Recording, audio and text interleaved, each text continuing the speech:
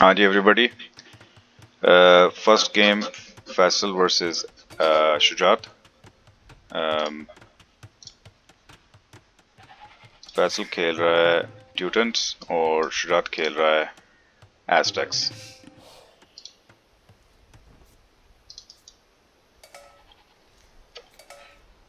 Shujaat Aztecs और ट्यूटेंट्स के सिव matchup पे क्या कहोगे? ट्यूटन्स काफी स्ट्रॉन्ग सिविक है, one of the strongest I think in top 4 या 5 में आती हैं। लेकिन एजटेक भी जो है वो नंबर 1 पे है। उनकी स्पेशली सिविक अरेबिया के पे। पास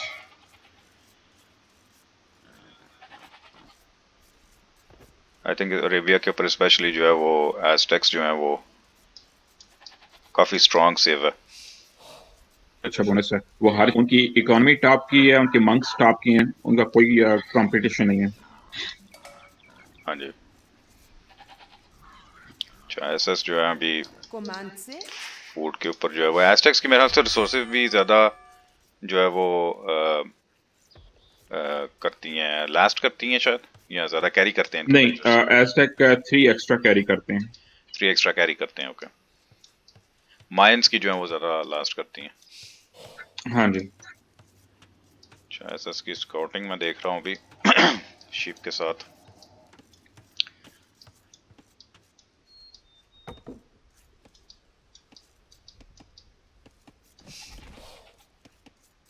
नंबर कैंप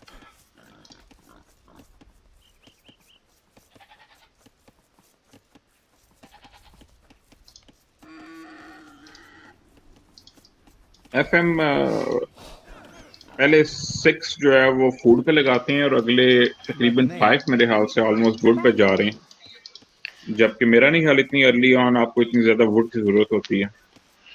हाँ जी, ये एक चीज जो है ना वो सही होनी चाहिए। ये भी मेन एक चीज होती है फूड शुरू के अंदर कि आपका टीसी जो है वो नॉन थॉट स्टॉप वेल्जेस प्रोड्यूस कर सके। हाँ जी, और वुड के ऊपर मेरे हाल से ज्यादा से ज्यादा जो है वो बंदा 4 लगा ले। जय 4 लगा रहे जब तक आपका एटलीस्ट तब आपके पास फूड होना चाहिए। हाँ जी। दूसरा ये लंबर कैंप भी थोड़ा सा जो है ना वो awkward पोजीशन में बन क्या गया है एफएम का, और वो विल्जर जो है वो ऊपर से वुड लेके जा रहा है। 2-3 दफा जो है वो गोल्ड पाइल के ऊपर से उसको उठाना पड़ा। बिल्कुल। बदने अच्छा ये बड़ा अच्छा जो है वो बेल बजा के जो है ना ड्रॉप ऑफ करवाने का तरीका है। ये बड़ी जल्दी जो है वो क्विकली वो ड्रॉप ऑफ कर देते हैं जो हाँ एसएस जी, जो है। वो जल्दी ड्रॉप ऑफ कर देते हैं। दूसरा, मैं इसलिए यूज करता हूँ उसको कि कई दफा मैं 2 डिफरेंट चीजों से जो है वो पिक कर रहा होता हूँ फूड, शीप और बोर से। बजाय इसके कि उनको वो फिर सिलेक्ट करो ड्रॉप करो बस। सेलेक्ट करो, ड्रॉप करो। और टॉप बेल प्लेयर्स कईयों ने उनको किया होता है, ग्रुप के अंदर भी किया होता है, जो कंट्रोल बोर के ग्रुप। अंदर की कलेक्शन कर रहे होते हैं कंट्रोल ग्रुप के अंदर, तो वो उसको यूज करते हैं। लेकिन मैं प्रेफर करता हूँ कि मैं रिंग बजाऊं और विद इन अ सेकंड वो फूड ड्रॉप कर लें। हेड उसकी हॉट की रखी हुई है। नहीं, हार्ट की तो नहीं, सिर्फ वैसे रिंग बजा के तो जो है वो दोबारा उनको आउट कर देता हूँ उसी टाइम। सही। ये क्या एफएम अपनी मिल के साथ बिल्कुल हाउस बना रहे हैं। हाँ जी, ये इसलिए कि हाउस होने का खतरा था और जय जल्दी हाउस बनाना था। दूसरा ये होता है कि कभी कभी अगर अर्ली ड्रश भी आ जाए तो एटलीस्ट थोड़ी सी प्रोटेक्शन मिल जाती है कि आप क्विकली दूसरी साइड पे हाउस बना के थोड़ा सा वॉल ऑफ कर सकते हैं। अम, नहीं वो तो ठीक है, लेकिन मैं अगर होता तो मैं अपनी वुडलैंड के पास हाउस करता, हाँ जी, वो भी सही ताकि है। एटलीस्ट मेरे फार्म्स जो है वो इजीली मिल के पास मैं उनको बिल्ड कर सकता। हाँ जी, ये भी सही है। क्योंकि एक्चुअली थिंकिंग अगर तो बैरिस बैक साइड पे हो तो फिर तो वो जो है ना सही रहती है चीज, जो मेरे जहन में जो मैं सोच रहा था उस वक्त। अगर बैरिस फ्रंट पे हैं, क्योंकि मैंने स्काउट कर लिया था कि आप फ्रंट पे हो, ये मेरी बैरीज भी फ्रंट पे थी और वुड लाइन मेरी काफ़ी पीछे थी। तो जब अटैक आना था तो मैंने देख लेना था कि अटैक इस साइड से आ रहा है, तो टाइम मिल जाता है आपको क्विक वॉल करने का। लेकिन जिसको तो आप फ्रंट पे बैरीज हैं तो शायद उसके लिए थोड़ा साइकोलॉजिकली जो है उसको प्रोटेक्ट करने के लिए मिल जो है वो लेट गेम में तो आप पीछे भी बना सकते हैं, मिल तो बन जाती है पीछे भी। इसलिए जो है वो ज़्यादा जो है वो मैं सोच रहा था कि मैं फ्रंट पे जो है ना वो थोड़ा सा उसे प्रोटेक्ट करूं। अच्छा अच्छा। हाँ जी, कि अभी तक लेट्स से फॉग वॉर के साथ आपने मेरी बेस चेक कर ली हुई है इधर। लेकिन आपने बैरक्स भी और हाउस फ्रंट पे बनाना चाहिए था मेरे ख्याल से, तो वुड लाइन के पास। पीछे जो वुड लाइन है उसके पास। नहीं, फ्रंट वुड लाइन, हिल के नीचे। ओके ओके ओके, लेकिन वो ज़्यादा फॉरवर्ड नहीं हो जाना था। नहीं नहीं, आपने एक बैरक बनाना था और दो हाउसेज, और साथ आपको ये वुड लाइन अपना गोल्ड की जो है वो वॉल मिल जानी थी। हम्म। फिर आप ये गोल्ड के साथ करके अपनी वॉल कंप्लीट कर सकते हैं। बिल्कुल सही।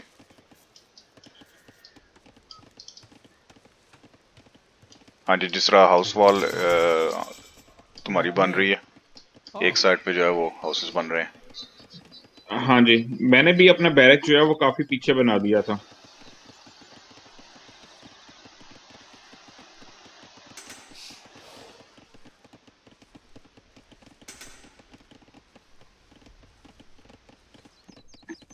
सही।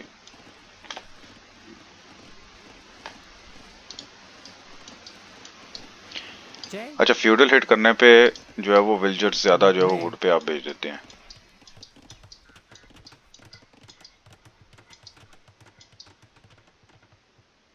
फीडल हेड करने पे बिल्कुल, क्योंकि तब आपको फिर वुड की जरूरत होती है, तब आपने फार्म बनाने होते हैं। हाँ जी।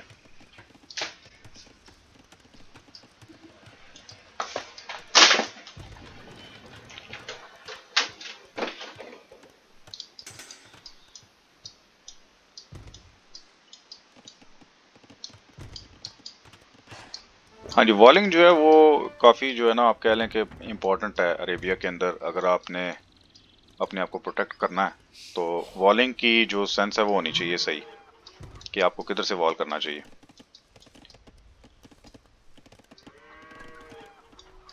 ये भी आपने देखा, आपने जो वॉल की है वो आपने फ्रंट पे की है। इधर ही आप शुरू में ही बैरक अगर बना लेते ना तो काफी इजीली आप वॉल कर सकते थे उसको। हाँ जी, यहाँ पे बैरक और हाँ जी मेरे एक जो बैरक और आई थिंक एक हाउस से ही आपकी वॉल कंप्लीट हो जानी थी इधर से। और वैसे भी wood line to wood line walling हो सकती थी, ये भी एरर जी है। बिल्कुल। Wood line to wood line bowling करके और फिर इन वुड लाइंस के अंदर भी बॉलिंग हो सकती थी। हाँ जी, फिर तो 3 ब्लॉक इधर थे, 5 6 इधर, और फिर 3 ब्लॉक। हम्म। आप तकरीबन फुल मैप इस साइड से कंट्रोल कर सकते थे।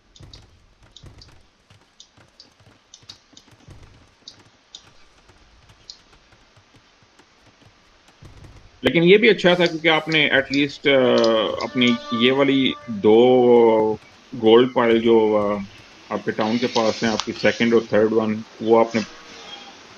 सिक्योर करनी थी वो। एक्चुअली मुझे ज़्यादा प्रॉब्लम जो है ना वो इको बिल्ड करने का नहीं है। मेरा जो ड्रॉबैक है अभी गेम का वो है मिलिट्री इंगेजमेंट्स। मिलिट्री भी बनाने में प्रॉब्लम नहीं है, वो इको सही हो जाती है, मिलिट्री भी बन जाती है, लेकिन मेन चीज़ होती है कि आपने कौन सी कंपोजिशन खिलानी है, और उसके अंदर जो है वो काफ़ी एरर्स हो जाते हैं कि काउंटर क्या है, और आपने इमीडिएटली स्विच जब करना है तो किस पे करना, और उस चीज़ को ज़्यादा जो है ना वो अभी मुझे देखना पड़ेगा और सही करना पड़ेगा। उसके लिए बेस्ट है स्काउटिंग करना। अगर स्काउट नहीं कर सकते तो एटलीस्ट आउटपोस्ट फ्रंट पे बना लें, हम्म। या वॉल के पास, ताकि जो है वो आपको एनिमी की सिटी जो है वो नजर आती है। हाँ जी।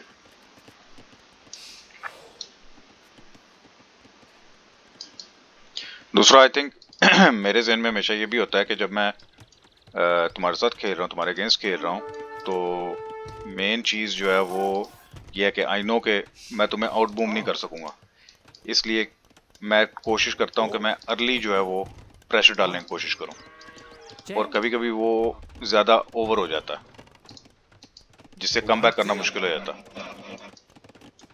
नहीं वो ये भी है क्योंकि क्योंकि आप जब करते हैं इतनी ज्यादा इन्वेस्टमेंट कर देते हैं अर्ली ऑन गेम अपनी आर्मी के ऊपर, हाँ जी, तो वो आपको बहुत टाइम लग जाता है उसको रिकवर करते हुए। बिल्कुल। एक्चुअली ये वाला मैप इस तरह का था स्पेशली मेरे लिए कि मेरे अगर जिसको मेन गोल्ड मेरा खत्म होना था तो मेरे पास लेट गेम के लिए फ्रंट गोल्ड था। अगर मैं फॉरवर्ड ना जाऊं अर्ली और बेस में रहूं तो उसके ऊपर उन दोनों गोल्ड्स पे अगर प्रेशर आ जाता है तो वो भी बड़ा मुश्किल हो जाता है फिर काउंटर करना आपके लिए, कि आपने किस तरह उसको जो है वो लेट गेम में किस तरह खेलना है आपने। नहीं, आई थिंक तब तक आपकी गेम काफी अच्छी थी जब तक आप कैसल एज में गए हैं और आपने फॉरवर्ड कैसल वॉल के ऊपर खड़ा किया है। उसके बाद आपको इतना इन्वेस्टमेंट नहीं करनी चाहिए थी आर्मी के अंदर। हम्म। लेकिन वो आगे जाके देखते हैं अभी जब आप कैसल खड़ा करते तो हाँ जी, आर्मी ट्रेन करेंगे। हाँ जी,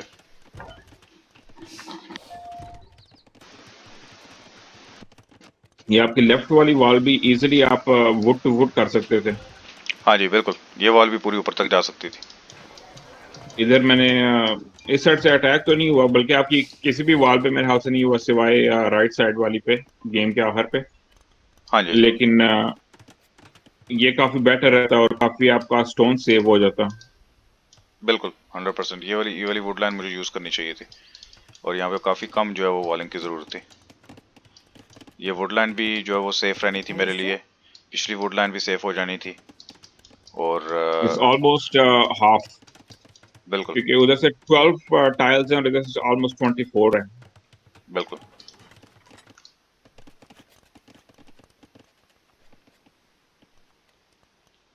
आई थिंक स्काउट्स में भी इन्वेस्टमेंट मेरी गलती, क्योंकि स्काउट्स जो हैं वो स्टोन वॉल के खिलाफ उन्होंने कुछ नहीं कर सकना था। स्काउट्स सिर्फ इसलिए बनाए थे कि शायद। लेकिन क्या आपने उससे पहले वॉल देख ली थी? नहीं देखी थी, वॉलिंग कंप्लीट हो गई है? मैंने नहीं देखी थी, क्योंकि मेरा स्काउट मेरे ख्याल से मर गया था टाउन सेंटर के नीचे अर्ली गेम में जो है। तो मुझे स्काउटिंग इन्फॉर्मेशन मुझे नहीं मिली इतनी। जिसको मैंने स्काउट भेजा था इनिशियली, तो मैंने उसे सर्कल करने के लिए कहा था, लेकिन आई थिंक वो या तो बम्प हुआ है कहीं पे, जिसकी वजह से वो टीसी के करीब आ गया था बिल्कुल। तो उससे मेरा जो है स्काउट, मेन स्काउट मेरा मर गया था काफ़ी अर्ली जो है। आपको फिर एक स्काउट बनाना चाहिए था, आपने 4 बनाए। बिल्कुल, वही ओवर इन्वेस्ट प्लस किया। 320 फूड। बिल्कुल, और उसने मेरा कैसल टाइम भी डिले किया। जिससे आप 6 विल्जर इजीली निकाल सकते हैं या अगली एज पे क्लिक कर सकते हैं। बिल्कुल, उसने मेरा कैसल टाइम डिले कर दिया था। ऑब्वियसली स्कोर में डिफरेंस आप देख लें। इको का स्कोर तकरीबन सेम है, लेकिन टेक का स्कोर डिफरेंस आप देख लें। और वो टेक में मेरे हाल में ये भी आता है, कैसल एज का भी आता है।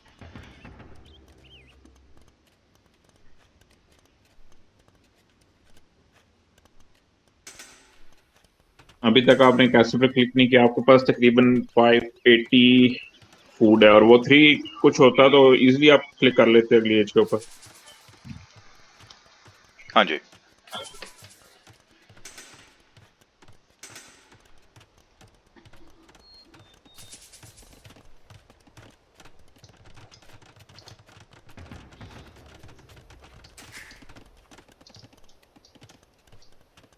बिल्कुल। अभी कैसल एज में मैं चला गया था, लेकिन मैंने अभी तक टीसी दूसरा खड़ा नहीं किया, जबकि तुमने कैसल जल्दी, सॉरी, टीसी दूसरा जो है वो राइट अवे खड़ा कर दिया। इससे भी बहुत एडवांटेज हो जाता है कि आप दो और टीसी से जो। ऑलरेडी उस टीसी से पहले ही आपके तकरीबन 6 विल्जर्स का डिफरेंस था। जी हाँ, बिल्कुल। मेरे विल्जर्स पीछे थे। 32 टू 40 हो गए, अब 8 विल्जर्स का डिफरेंस। और अर्ली ऑन गेम के अंदर इस टाइम के ऊपर इतना विल्जर्स का फर्क होना बहुत ज्यादा नुकसानदेह होता है। हाँ जी,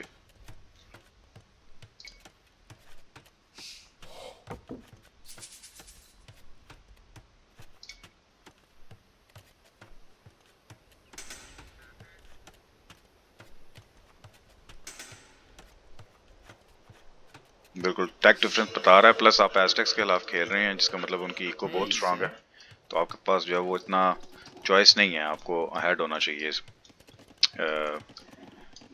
विल काउंट में अहेड नहीं, होना चाहिए। ऑलमोस्ट 700 पॉइंट्स का फर्क है, वो इसीलिए कि जो है वो ऑलमोस्ट 13 विलेजेस का फर्क है इसके ऊपर। मिलिट्री ऑलमोस्ट सेम है, 4 and 4, और डेथ्स भी सेम है, 1 and 1।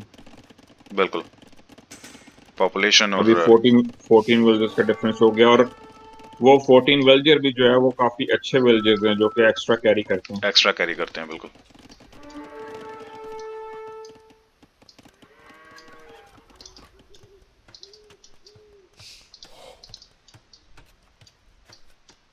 हेया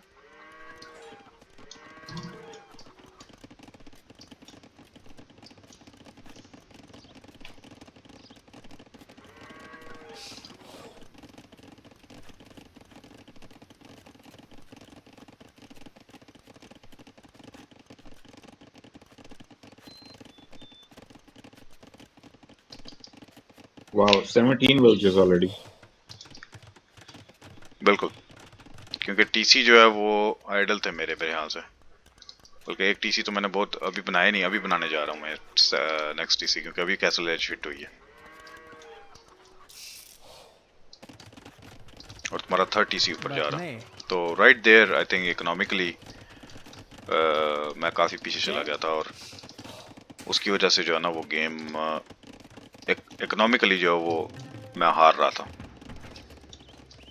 लेकिन इकोनॉमी बेस्ड ही मिलिट्री होती है हमेशा, हमेशा जो है वो मिलिट्री आपकी अगर पीछे इको होगी तो आप प्रेशर को सस्टेन कर सकते हैं, और इसीलिए आगे चल के हम देखेंगे कि प्रेशर मैंने डाला लेकिन सस्टेन नहीं कर सका।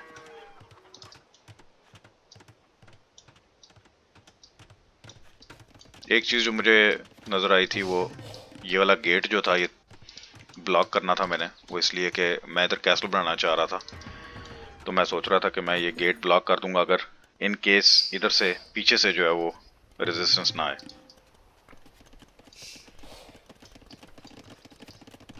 मिलिट्री है, उधर कैसल हो, इतना वो डिफरेंस नहीं मेरा हाउस बनाता, क्योंकि आप इजीली अनदर हाँ जी, हाँ जी, यहाँ गेट डिलीट कर खड़ा सकते कर हैं, सकते हैं या वॉल वॉल डिलीट भी भी कर ब्रेक सकते कर हैं। सकते हैं जी। हाँ जी, वॉल डिलीट करके जा सकते हैं आगे, लेकिन it's just something that annoys you, क्योंकि आपका फोकस हट जाता है वहाँ से, आपको डिलीट करनी पड़ती है, वॉल रीबिल्ड करनी पड़ती है। हाँ जी।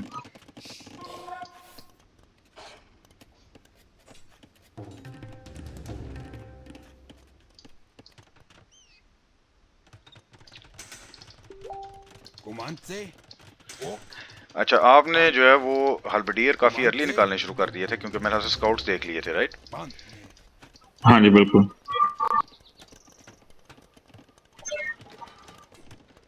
और स्काउट देखने से सिर्फ ये नहीं कि मैंने स्काउट्स के लिए निकाले थे, मुझे इतना भी पता चल गया था कि आप जो है वो कैवलरी के साथ डेफिनेटली आएंगे। हाँ वो जी, इसलिए कि आप अगर स्काउट के ऊपर क्लिक करें तो वो उसका पीएस आर्मर और बाकी आर्मर्स देख के पता चल जाता है कि आपने उनको अपग्रेड किया हुआ है। बिल्कुल।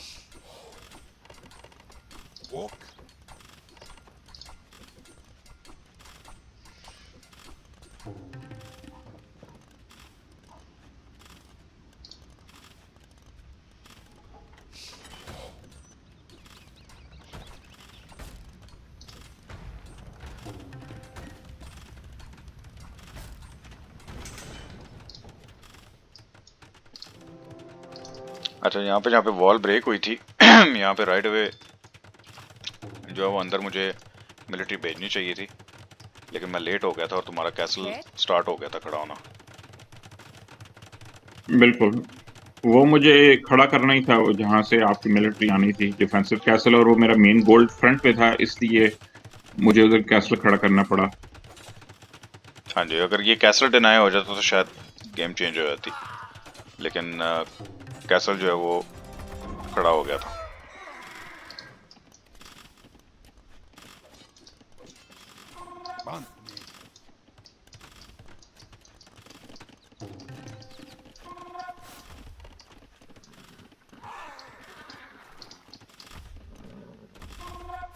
और मेरी कैवलरी सीधी पाइकमैन के अंदर जाके लगी है।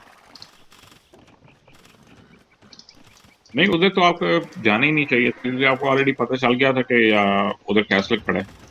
बिल्कुल।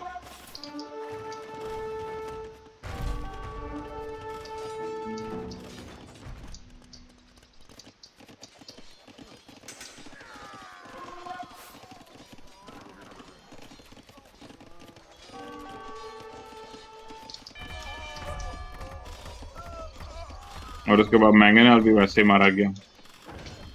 हाँ जी, मैंगोनल तो बिल्कुल वैसे ही जो है वो, और उस पर भी काफ़ी इन्वेस्टमेंट होती है।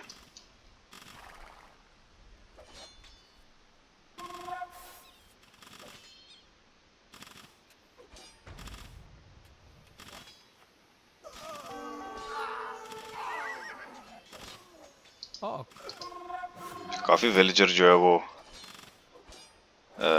इधर काफी विलेजर मेरे मारे भी गए थे, लेकिन चेक करें ना, आपकी आर्मी भी उतनी मारी गई थी।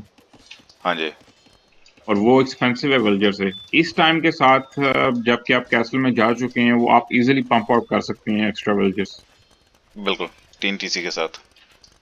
नहीं, यहीं पे आप लेकिन देखें इधर स्कोर आप का डिफरेंस डिफरेंस, कितना हो गया। 52 टू 58 जबकि में तो। इधर आपको अहेड हो जाना चाहिए था ना इधर आपको, बिल्कुल। मेरे विलेजर मारने के बाद। आपने पीछे इकोनॉमी पे इतना फोकस नहीं किया। हाँ जी, मेरी इकॉनमी जो लैग कर रही थी बहुत ज़्यादा पीछे।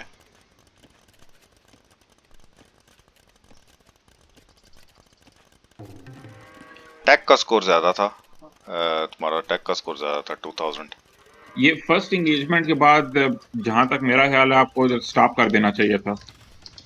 हम्म। एक्स्ट्रा नाइट्स या ट्यूटर नाइट्स या मैनेट आर्म्स ना निकालते इधर। इंपीरियल पे जो है वो क्लिक करना चाहिए था। बिल्कुल, क्योंकि इधर आपको पता चल गया था कि अब मैंने डिफेंस बना लेना पीछे। हम्म।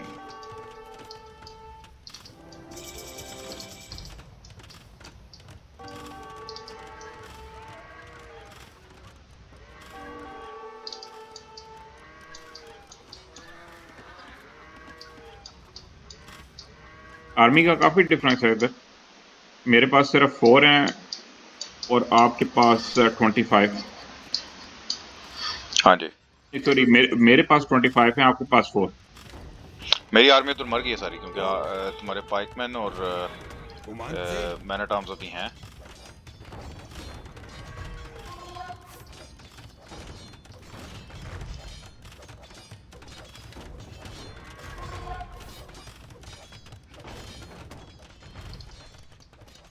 बहुत क्लीन बिल्ड थी तुम्हारी, बहुत क्लीन बिल्ड थी। और दोनों साइडों से जो है ना वो प्रोटेक्शन थी।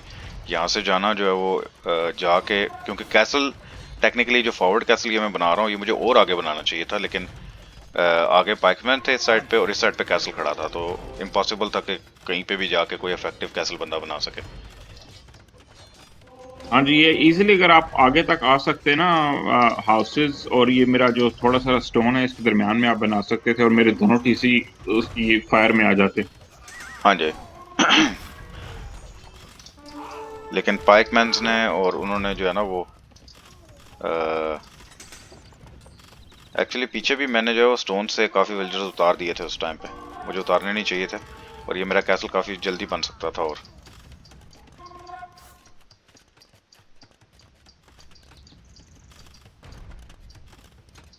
अभी विल काउंट दोनों का सेम है, 56 ईच।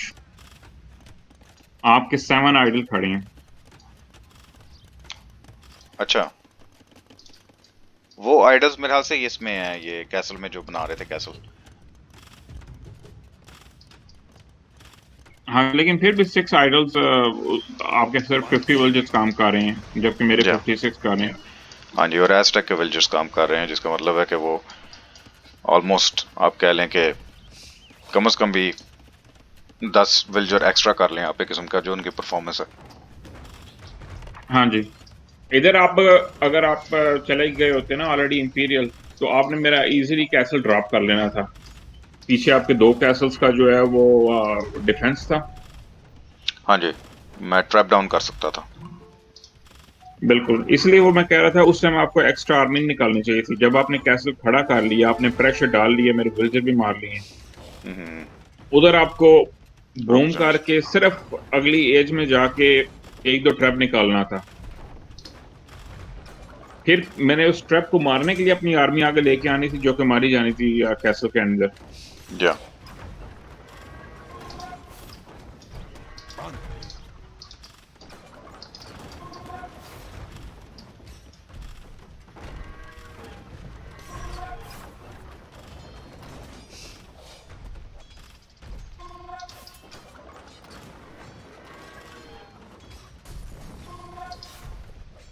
पहला कैसल गिर गया, और ऑब्वियसली गिरना था क्योंकि काफ़ी जो है वो डिफेंस नहीं था इसका कोई भी, काफ़ी फॉरवर्ड था, और इंपीरियल एज काफ़ी लेट हो गई थी, जिसकी वजह से कैसल जो है वो प्रोटेक्ट नहीं कर सका।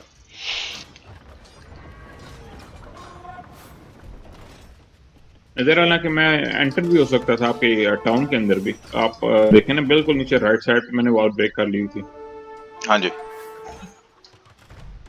लेकिन मैंने उधर फोकस नहीं किया। मुझे अपना सिटी पहले प्रोटेक्ट करना था,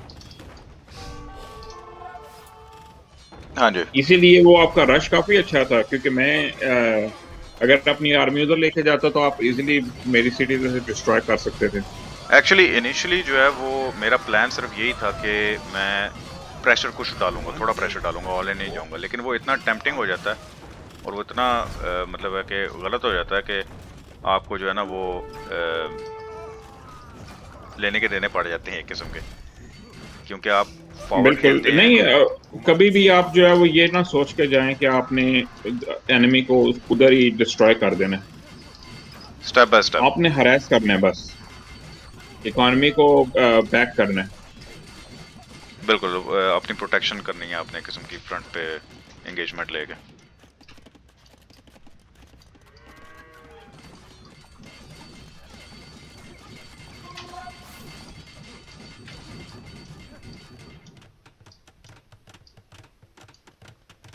हाँ जी, इस टाइम पे जहाँ पे ये एंगेजमेंट अभी क्लियर होगी और जैगवार वॉरियर्स आ गए हैं, वहाँ पे मेरे पास कोई आंसर नहीं था इसका, क्योंकि मेरी इकॉनमी जो है वो बिल्कुल पीछे थी, और best I could do was come up with Cavalier, जो कि जैगवार ट्यूटरनाइट्स वॉरियर। आप लेके आ सकते थे, लेकिन आपने अपने दोनों कैसल भी गवा दिए उधर, हाँ जी। जिससे ट्यूटरनाइट्स आप पंप आउट कर सकते थे। हाँ जी, कैसल एक जो बन गया था, दूसरा कैसल जो पीछे बनना चाहिए था, इवन थर्ड कैसल के लिए भी स्टोन था मेरे पास, जो कि नहीं, मैंने। आई थिंक अगर दोनों कैसल खड़े कर भी लिए थे, आपको आर्मी की जरूरत नहीं थी उधर फिर। हाँ जी। आप सिर्फ अगली एज में जाते और ट्रैप्स निकाल लेते।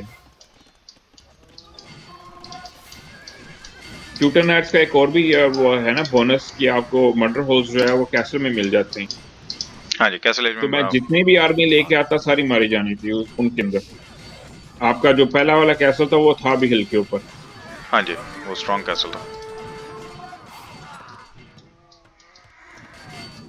आपने मेरी फ्रंट की बेस जो है वो कंट्रोल कर ली थी। आपको बैक का अपने मिलिट्री ला के पीछे नहीं मरवानी चाहिए थी सेकंड टाइम। हाँ जी।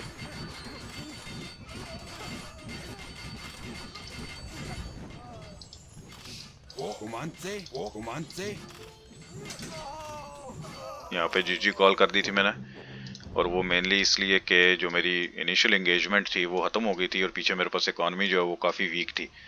इकॉनमी का स्कोर अगर आप देखें तो 36 to 1800, ऑलमोस्ट ट्वाइस इको थी। मिलिट्री का डिफरेंस भी ऑलमोस्ट 800 पॉइंट्स का था, लेकिन वो इतना बिग डिफरेंस नहीं था जितना बड़ा डिफरेंस इको का था। तो तो का सिर्फ इसलिए था कि आप जो है वो विलेजर्स बनाना भूल गए थे पीछे। हाँ जी, आपके 81 विल्जर्स थे और मेरे 61, 20 विल्जर्स का डिफरेंस था, और एस्टेक्स के विल्जर्स थे भी बहुत स्ट्रांग, जिनके साथ जो है वो। मेरे 81 थे, लेकिन ये भी ना भूलें कि 81 में से तकरीबन एटलीस्ट 15 मरे भी थे। हाँ वो जी। मरने के बावजूद मैंने एक्स्ट्रा बनाए विलेजर। जबकि हाँ जी, आपकी सिटी के ऊपर मेरे ख्याल से एक दफा भी एंटर होके मैंने कोई भी अटैक नहीं किया। कोई भी रेड नहीं आई थी। आपके सारे विलेजर सेफ थे, तो इसलिए आपको आपके विलेजर एटलीस्ट 100 तक होने चाहिए थे। हाँ जी, 100 तक बूम करना चाहिए था। और जो इनिशियल एंगेजमेंट ली थी वॉल के ऊपर, उसको कैसल तक ही रखना चाहिए था, उससे आगे नहीं जाना चाहिए था। दो मैंगनेल्स, बिल्कुल। कुछ नाइट्स। स्पेशली जब दो दो कैसल हो गए थे तो फिर आपको वेट करना था कि मैं फाइट आपके पास लेके आऊं। हाँ जी, जैगोर वॉरियर्स बहुत अच्छा यूनिट है, लेकिन अगर पैलेडिन का ट्यूटन्स का पैलेडिन अगर आ जाए तो वो इजीली काउंटर कर लेता है इन्हें। और साथ आप जो है वो कुछ मैन एट आर्म्स निकाल सकते हैं या ट्यूटन नाइट्स निकाल सकते हैं। I help. थिंक ट्यूटन नाइट्स अकेला ही काफी था उनके लिए, हाँ जी, लेकिन उसके लिए आपको इको चाहिए थी। इको चाहिए थी बिल्कुल। नहीं, अच्छी गेम थी, लर्निंग कर्व है सबके लिए, मेरे लिए भी। और मिस्टेक्स जो हो रही हैं उनको करेक्ट करना पड़ेगा। और इस गेम के अंदर मेन जो मिस्टेक थी वो यही थी कि जो एंगेजमेंट ली थी फ्रंट पे वो बहुत ज़्यादा ओवर कर दी थी, और इसके अंदर काफ़ी इन्वेस्टमेंट बिल्कुल कर दी थी। नहीं, इसका ये बहुत होता है कि आपने कब अपनी एंगेजमेंट स्टॉप कर देनी है, हम्म। इकोनॉमी के ऊपर फोकस करना है और उनको इकट्ठे लेके जाना है। जी हाँ, स्पेशली अगर आप एस्टेक जैसे सिर्फ के अगेंस्ट खेल रहे हैं जिनकी इकोनॉमी जो है वो वैसे ही बहुत स्ट्रांग है। बिल्कुल। वो आपका बनता था उसके ऊपर अटैक करना, उनके विलेजेस वगैरह मारना, लेकिन जब एक दफा आपने उनको नुकसान पहुंचा दिया है, हम्म। विल्जर ऑलमोस्ट 56 पे ड्रॉप हो गए थे, आपके बराबर हो गए थे, तब आपके विल्जर एक्स्ट्रा होने चाहिए थे, ऊपर जाने चाहिए थे काफी ज्यादा, हाँ जी। ताकि वो जो डिफरेंस है इकोनॉमी का वो आप जो है वो फिल कर सकते उससे। दूसरी चीज आई थिंक ये भी थी कि मैंने तीसरा टीसी भी नहीं बनाया था। मैंने तीन टीसी पे तीसरा बनाया। टीसी भी नहीं बनाया था, और आई एम सरप्राइज्ड कि आपके फार्म कितने कम है। हाँ जी। 20 फार्म सिर्फ, हाँ जी। जबकि ट्यूटन नाइट्स के फार्म इतने चीप हैं। आई थिंक 40 वुड से बन जाते हैं instead of 60। Every one farm you save 20 wood.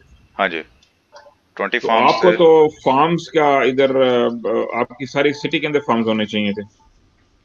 हाँ जी, इको जो है वो उसके ऊपर ध्यान नहीं दिया, ज्यादा जो फ्रंट अटैक पे ध्यान दिया, और उसकी वजह से जो है ना वो गेम लूज हुई है।